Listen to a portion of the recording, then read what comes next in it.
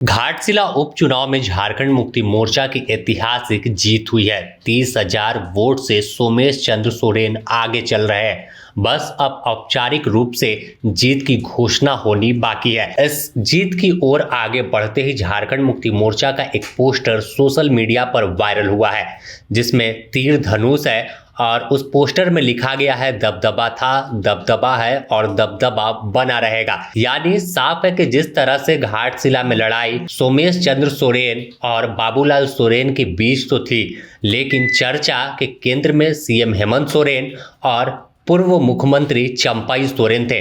कहा जा रहा था कि यह लड़ाई सीएम हेमंत और एक्स सीएम चंपाई के बीच हो रही है। ऐसे में यह चुनाव तय करेगा कि अभी किसका दबदबा है। तो घाटशिला का चुनाव खत्म हो गया और यह तय हो गया कि घाटशिला में अभी दबदबा किसका बाकी है। इस जीत की खुशी राजधानी रांची तक देखी जा रही है। झारखंड मुक्ति मोर्चा के केंद्रीय कार्यालय में झारखंड मुक्ति मोर्चा के केंद्रीय महासचिव सुप्रियो भट्टाचार्य ने प्रेस वार्ता भी किया और साफ तौर पर इस जीत के पीछे कहा कि दिशोम गुरु शिबू सोरेन और रामदास सोरेन को घाटशिला की जनता ने सच्ची श्रद्धांजलि दी है और यह बता दिया कि अब घाटशिला किसका है, झारखंड किसका है। आप खुद सुनिए क्या कुछ कह रहे हैं। आज घाटशिला विधानसभा क्षेत्र ने हमारे पार्टी के सर्वोच्च नेता, झारखंड राज्य के प्रतीक पुरुष दिशम गुरु शिबू सोरेन जी को अपनी राजनीतिक श्रद्धांजलि दी। अपने सर्वप्रिय जनसेवक रामदास दा को श्रद्धांजलि दी और हेमंत सोरेन जी के नेतृत्व में जो काम हम लोगों ने घाटशिला में किया रामदास दा के माध्यम से, उस पर अपनी मुहर लगाई और विगत जनादेश से लगभग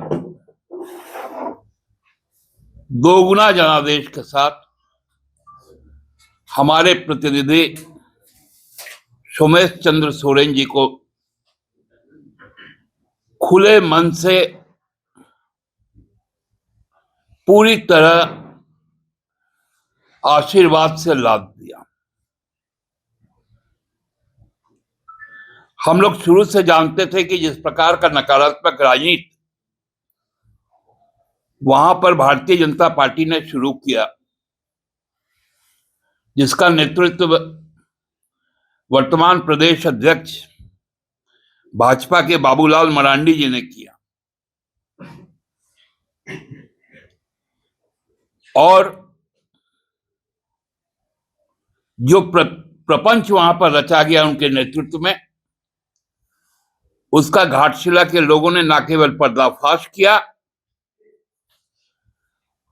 बल्कि उसको, उनके नकारात्मक सोच को भी नकारने का काम किया।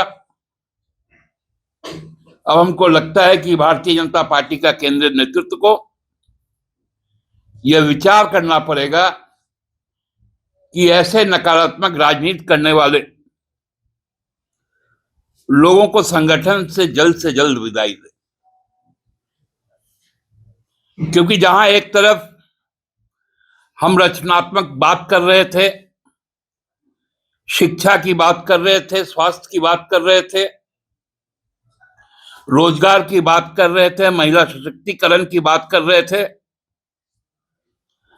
सर्वजन सामाजिक संरक्षण की बात कर रहे थे, जाति धर्म वर्ण वर्ग से ऊपर उठकर विकास की बात कर रहे थे, वहीं पर समाज को बांटने के लिए,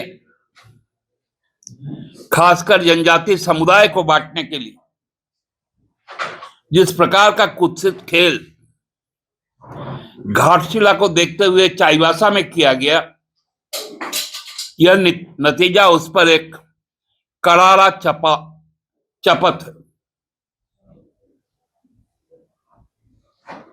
हेमंत सोरेन जी ने बहुत स्पष्ट शब्दों में कहा था कि खाएंगे हमारे,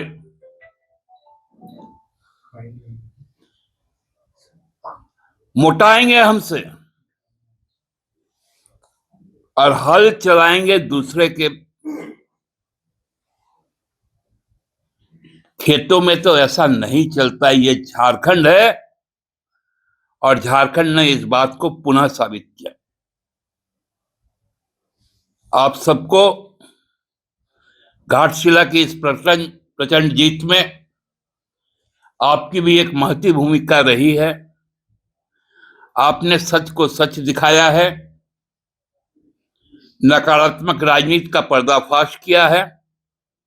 उसके लिए भी आप सबको बहुत बहुत धन्यवाद और आभार।